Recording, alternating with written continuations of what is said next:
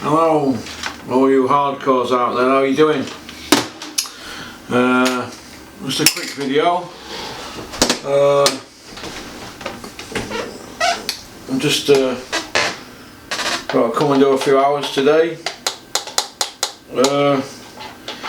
I'm going to be doing an interview, probably. I don't like doing interviews actually because I prefer to give an opinion. I'm not one of them that goes around chasing people with cameras, but I'm trying to do a few things differently with channel.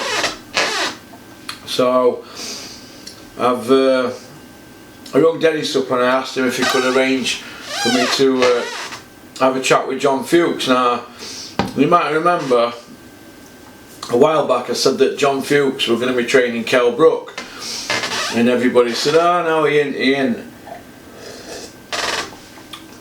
Well, John's training Kell, and he trains up at Dennis Hobson's gym in Gleedless. Now, I like John Fuchs. I've been out with him a few times, him and Dennis, Chris Smedley, they're all good lads.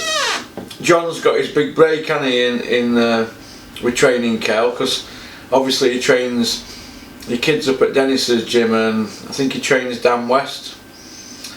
I put a video out. If you look on my previous videos, you'll see that John Fuchs is on pads with Dennis. He's had me on pads as well. I believe that's on film somewhere. I don't know who's got that. It might be on Den's phone or somebody who were in the gym that day, but he took Conor Malpads on pads when I've been there. I think he's a fantastic trainer. He's a young trainer obviously, and I don't know what's gone on between Kell and Dominic. It's nothing to do with me, but it's like I don't know what's going on between Peter Fury and Tyson Fury. It's between fighters and trainers when people move on. Sometimes there's bad blood, sometimes there isn't. Sorry for eating, but I've had no today. I'm starving as well, but soup fills me up. But getting back to with John and Kell, they're the same age, aren't they? So they're probably going to get on well. I mean, I've heard Tyson and Ben Davison get on really good. Now, John and Kell, I think they're the same age. John a year older than Kell. They fought 3 times in amateurs. So they've got that bit of a bond, haven't they? And maybe Dominic's stable's got too big, and maybe Kell isn't the star there. 'Cause, you know, Billy Joe, world champion, isn't he, as well? So I don't know. I don't know what's going on. I'm not really interested, to be honest, but I wish John Fuchs all the best. And so I'm putting this video. I want everybody to, well, not everybody, if you get time and you want to send questions, send them into the comment section or send me an email. It's porkycorner@mail.com. So it's like Porky's Corner at mail.com, but take the S off Porky's. It's just Porky Corner at mail.com. Or just leave it in the comment section on YouTube, and whatever questions you send in, put where you're from. So if, say for instance, if it's an email, just put it's Ted from Knutsford or whatever you're from, I don't know, or Cambridge or something. And can I ask how John Fuchs came to be training Kell, or how long, or why did you retire early, John, as a boxer? Or any questions you want to ask and you want me to put to John, I'll put them to him. I'll get them all wrote down, just like I normally do. Because I'm not really good with them iPad things, because my eyes are knackered, so I prefer to write on a pad. I'm waiting for my new glasses, aren't I? I'm having to use these, but these are driving glasses, and they're not much cop. And when you get to 48 like me, your eyes tend to go. But we'll see, won't we? My dad's had his eyes lasered, so I'm going to look into that. But I think my left eye is too bad to have it done. I mean, have you seen the size of lens on my left eye? Like jam jar bottoms, aren't they? So, but what can you do? I'm getting old, aren't I? Always remember your glasses. Dennis left his glasses here yesterday. I had to go shooting all the way over to Sheffield with him for him. So always remember your glasses when you go somewhere. So I remember mine. But yeah, so I send your questions in to porkycorner@mail.com regarding what you want me to ask John Fuchs, and if we can get a few good questions in, I'll pick the best ones or I'll read them all out, depending on what they are. So you keep it, keep it clean, guys. And I'll ask John, how he's progressing with his career. Let's hope Kel wins on Saturday, though. Let's hope he wins and moves forward with his career. He should beat that guy on Saturday. He's ranked 29 on BoxRec. So 29. He's not a big puncher, is he? 52% KO ratio. But I don't think you need to be a big puncher with them 8-ounce gloves on, do you? Because I know it's 8 or 10 ounce, I'm not sure. I think it's 8 ounce, isn't it? Might be 10 ounce. But I don't think you need to be a big puncher, because if Kel's face is a bit fragile, I don't know. But he's had both his eye sockets done, hasn't he, now? So maybe his face is alright, but I know we've gone over this before, but we all know my opinion, don't we, about Kel. I really rate him. And he went and took the Golovkin fight, and I think that spoilt what could have been. He could have been like a dominant welterweight for years, I think. If Kel hadn't fought Golovkin, would he have beat Errol Spence? I'm going to go out and say, yeah, I think he would have done. I think he would have done. I think he'd have beat Errol Spence.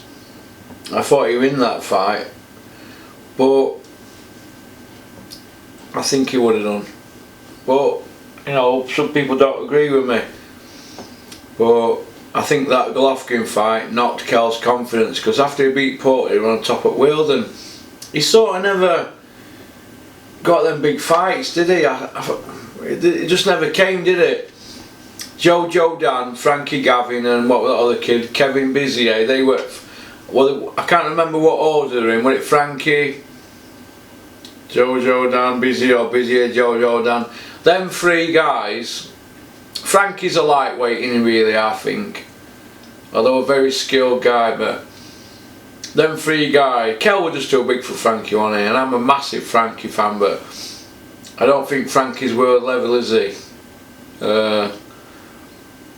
World class fighter, but not. How can I explain it? World class skills, but I think maybe his dedication. I don't know. I don't like to hammer Frankie, because when you get on with somebody, and I like Frankie Gavin, I like his skills to burn, honestly. Skills to burn, and I'm not just saying that because he bashed Steffi Bull up in sparring. No, trust me. He's got skills to burn, but yeah, let's hope that Kel wins and gets home safe, and nobody gets hurt, and that John Fuchs and Kel, they have a good journey together. Because boxing's about journeys, isn't it? That's what I think. I think boxing's about journeys. Everybody has a journey, don't they? Do you know what I mean? In boxing, they have a journey, no matter what they're going to do, whether they're going to matchmake or whether they're going to start off like I did when I said to Dennis, "So what we're doing today?" And he said, "Oh, I want you to go here, there, do this, do that." And I said, "What's that got to do with matchmaking?" "Oh, you've got to earn your stripes." So, you have to start from bottom, don't you, I suppose. But most people start off in boxing just like me, you just want to get involved, don't you? And when you get involved, it's all good, innit? Because you just ain't around it, aren't you? It's like me, I have to be around it, and a lot of people will tell you that. It's like Chris Smedley. I don't know what's going to happen today with Liam's hearing, but Chris has to be around it, and he ain't got a gym no more.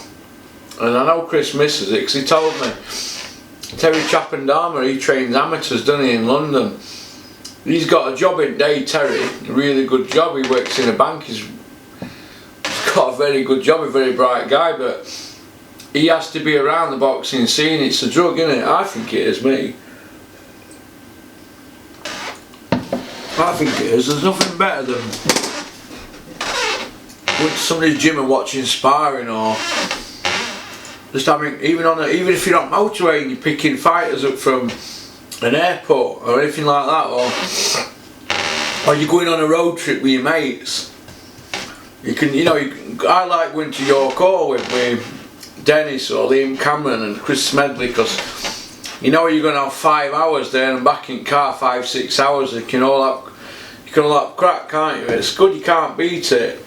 Everybody falls out. We're all critical about people, and some people slag people off, and everybody slags everybody off in boxing. It's a competitive sport, isn't it? But nobody means anybody any harm. Sometimes people get a bit personal. I've got a bit personal with people, and I apologise for that. But that's just how it gets us, isn't it? Sometimes boxing, it's opinions, and it's the only sport that can divide us. But I've got no bad in my heart for anybody, and I can assure you, I've had some proper problems with people. People do get personal, but I've got personal with people, but some people don't mean it, and usually an apology sorts it in boxing, because it's a gentleman's sport, isn't it, like Tyson Fury says. But it's just a great sport, and I love it so much, and it can affect relationships. It can affect relationships financially. You can hang around boxing for 2 or 3 years and probably spend 60 grand of your money. You think, God, I've got no to show for it, and I've been hanging around doing and messing around with this boxing game, and it can bite you in the backside. But it's an addictive sport, isn't it? Fighters like Froch, multi-millionaires, multi-Sufly swimming in Chochai, millionaires, but yet he still wants to be involved working at Sky and that, and he doesn't need to, does he, Carl? It gets people having conversations with themselves on social media and creating fake accounts and stuff like that. That's what it does to you. It sends you mad. Sometimes you have to switch off from it. Sometimes you just have to say enough is enough. But at the end of the day, when you get a fight like that the other night, Tyson Fury against Wilder, or a Ward Gatti, or a Froch Groves 1 and 2, that's when you think, wow. And then other times when you get a Lawrence Okoli fight, any Lawrence Okoli fight, or a Vladimir Klitschko fight, any of his, or 90% of them, you think,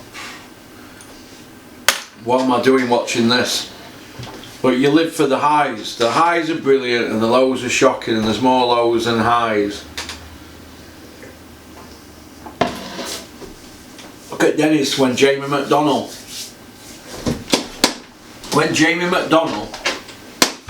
won the world title at Doncaster Rovers football ground. It held 10,000 people, the ground. He sold under 1,000 tickets, but it didn't matter, did it, that Dennis did £300,000 on show? 300 grand. And then McDonnell leaves him for Eddie Hearn. How bad is that? That's boxing for you, isn't it? But he's got the memory of winning that world title when Jamie McDonnell went to Dennis, and it was 8-2-1. 8-2-1, coming off 2 losses, back of 2 losses. Pulling mothballs out in his pocket, driving an old banger. He went with Dennis. What happened? Dennis took him to Olympics. Said, right, this is how you eat and train and sleep. Took him to Olympics with them all. Frankie Gavin, De Gale, David Price, Tony Jeffries, Darren Sutherland, bless him, Joe Murray, all them boys. Class of 2008, took him Olympics. Terry Edwards, can we take Jamie? Yeah, you can, Terry said. They took him, they went out there, stopped out there, Jamie and Dennis, got to know each other, came back, They went on a great run, 13-0. British, Commonwealth, European and world title. 13-0. Ricky Hatton, Dennis Brock America with him, won a welterweight world title, went 4-0. Yet they both decided to go. Hatton decided to leave Dennis. McDonald decided to leave. Fighters move on, don't they? They have people in their ear holes. But nobody can take their memories away, can't they? They're not all going to be like Clinton Woods, are they? Winning a central area and then going through them all, you know, British, Commonwealth, European and world title, fighting Tarver. Glenn Johnson 3 times, Tarver's Cloud, Rico Hoy, who were knocking everybody out and undefeated. Nobody can take their memories away, good or bad. Now Clinton Woods is probably the most loyalist person I've ever met in boxing outside of Robin Reid. Now, they're not all like, not everybody's like that though, are they? Boxers are influenced by other people. I've never been influenced by anybody. I always go my own way. That's probably why I spent 10 years in prison. You make wrong turnings, don't you? Somebody were asking me in an email about the wrong turnings I've made and the choices I've made, and I don't normally reply on emails. It's usually a couple of words, because you never know who the other person is, do you? So I just said, you make wrong turnings, and what I've learnt from that is surround yourself with good people. It doesn't mean that people who, you know, who have to be successful or anything like that. Just surround yourself with good people. For example, I go for a pint in this pub, right? It's in Tickhill in Doncaster. I go for a pint in this pub, and this guy, I only see him every now and then. He always says, "How are you doing, Russ? Are you alright? Is your mum and dad alright? All the best to you and your family." And he goes and sits on his little table and drinks his pint. And he's been saying that to me every time I see him for 20-30 years. I always think, what a nice polite guy. I don't know him that well, but he knows me, he knows some of my family, but he's always polite. And isn't it good when people are nice like that? That's what I think. But I'm going to write something down for that earlier. So yeah, any questions you want to ask me about John Fuchs, send them in to me, email. I'll leave a comment in this section under this video, and I'm gonna put them to John when I see him, and let's hope he wins on Saturday with Kel. Let's hope Kel does the business against that Serefa or something, whatever it's called. Michael Serefa, the Australian kid. Let's hope he does the business, and let's hope they get this Amir Khan fight over at line, because it's at a stage now, this fight, where it's lost a lot of its sparkle on it now, really. It's dragged on and on and on. I mean, come on. Kell Brook must be fed up of people asking if he's ever going to fight Amir Khan. I mean, do you know what I mean? I saw something Dave Caldwell said on IFL, and he said that, or in an interview, I can't remember it, when he said that people will travel to see that no matter what, and I'm not so sure now, to be honest. I'm not so sure, but I hope they do. But I'm not so sure now, because there's no belt online, is there? Amir's last world title win was shot to pieces, Seb Judah, in 2011. Now if these fight in 2019, there's no belt online, and Amir Khan will be 8 years without winning a world title fight, and Kell Brook will be, well, will Kell be 4 years? Kell will be 4 years, won't he? Will he? 4 years? 3 or 4 years since Kell's last world title win was Frankie Gavin, Jojo Dan and Bizier were one of them three, wasn't it? I'm not sure which one. I think it might have been Bizier or Jojo Dan, but you know, I know Kell's been in with Golovkin and Errol Spence, but I don't know, I just see another thing with IBF belt with Kel, they have that £10 check weighing, don't they, next morning. I always thought that was a bad move for Kel. I always thought the WBC route for Kel, they don't have that £10 weighing, neither at WBA or at WBO. I always thought that route was a bit better for Kel. But then again, Eddie Hearn told us that Kel Brook is a beast at 160 pounds and he'll weigh more than Golovkin on the night. Kel's a beast. Then he lost, and Eddie said, "Oh, Kel's not. He's not a middleweight. He's a welter." But before he fought Golovkin, he said he's a middleweight anyway. He got beaten. He said he's a light middle. But then they fought at welter.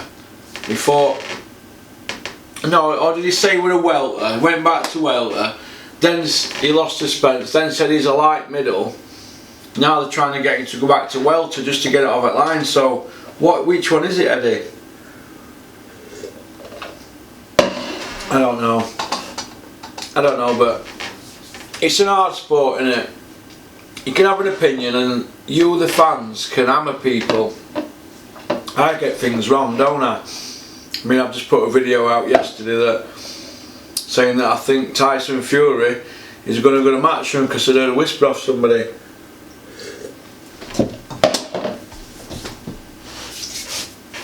Well, I think he will.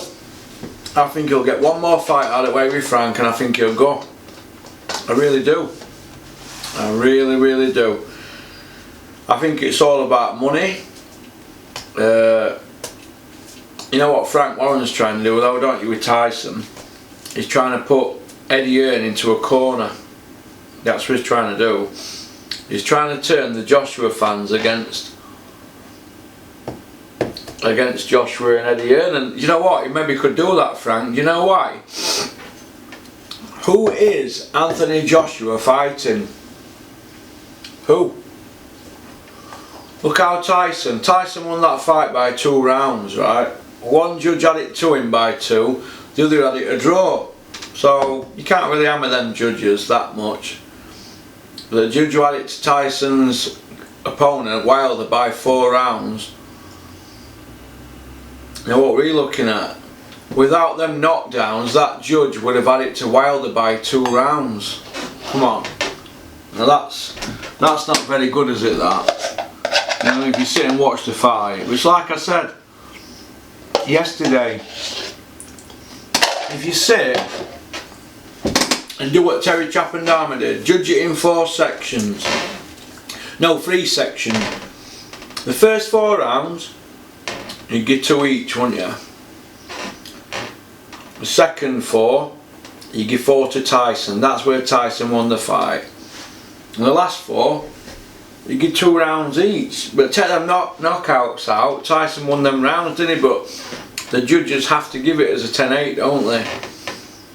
Now, people can say, "Oh, you're a bottle job," or this and that. Sometimes you get things wrong, don't you, in boxing? You get things wrong. Watch it again and go over it and then put it right. That's what I like to think I've done. Nobody on these comment sections can make me alter my opinion. I do it myself. You have to be true to yourself. This is why the channel's going alright now, because I'm true to my Senana with my slippers on. What do you reckon? My Dunlop slippers.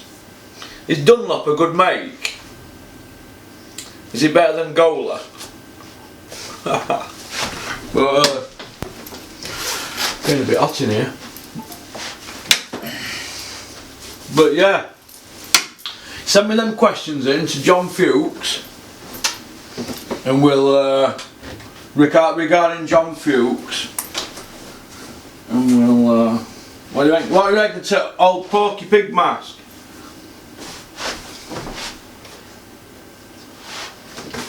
What do you reckon?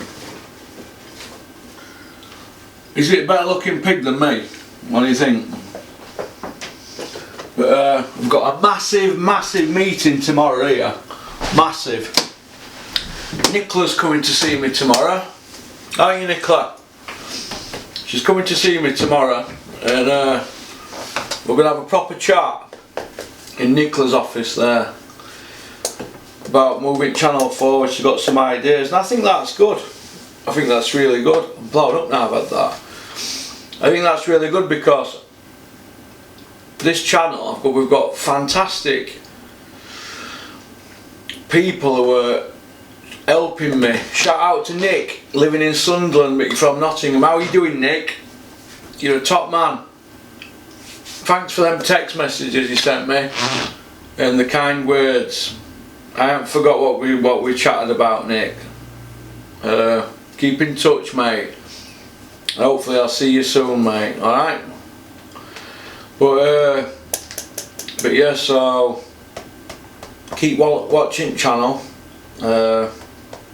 Tomorrow I'm going to go out tomorrow. I think Terry's coming to see me from London. I was going to the David Adelaide fight at West Ham, but I can't make it tomorrow. I'm going to go out with a couple of people up Sheffield, and I'm meeting Terry. He's coming up, and we're going to have a meeting, hopefully, about things moving forward. And hopefully, let's hope Liam today, Cameron, has won his hearing, and Chris. I hope they've gone all right today, and let's hope that people can move forward in boxing, because people fall out, and sometimes it isn't about boxing. Most of the time it's about money and that, but I don't like falling out with people, mate. I've got to that stage in my life where I think, God, is it worth it? I mean, even lately I've even started to think, do you know what? I dig Eddie Hearn out all the time, don't I? I put billboards all over and that, but if I was, say for instance, I were back with Dennis and I were working with him, and he had Anthony Joshua, he'd be saying, we need to get mileage out of this. That's what he'd be saying. We need to get mileage out of Joshua. Or if Liam Cameron had belt, he'd say, oh, we need to fight so and so and so and so, and drag it out, and because it's a money business, isn't it? And this is where I find it hard to understand boxing, because you get emotionally involved. I've heard that you're getting emotionally involved. You've got to look at it as a business thing, and I have a lot to learn. Maybe Dennis is right. Maybe I'm still wet behind ears. I go diving in, don't I, on that. So I have to start listening to people. So tomorrow I'm going to listen to Nicola, and then I'm going to see Terry when he comes up from London, pick him up from the train station. We're going to go out for a beer. We're going to see Dennis and these guys he wants to introduce me to, and go for a curry at Akbar's in Sheffield. And we're going to have a proper chat, and I'm going to listen, not go flying off at handle like a nutcase. I'm going to listen. Tomorrow's a big listening day for Porky, so just hope Chris is going to come, Chris Smedley. See if you can sort things out. Chris and Liam back on the side working with Den and sorting that Commonwealth title belt out. New start, fresh new start, new ideas, new sponsors, more fans. Yeah. World rank 13 Liam with IBF. It's a shame to throw it all down pan. He's only 27. All his life ahead of him. So anyway, peace out. Thank you to Justin from Tea Leaf Company for that coffee amaretto he sent. It's gorgeous. Thank you very much, Justin. Nice stuff, that. I'm glad it's free. Have you seen how dear it is, Justin? Bloody hell. Well, he poor us lot up here in Rotherham. A shout out to Paul Gray at Castle Windows in Bowlby. Hope you're alright, Paul. You take care. Alright, peace out. Keep on trucking.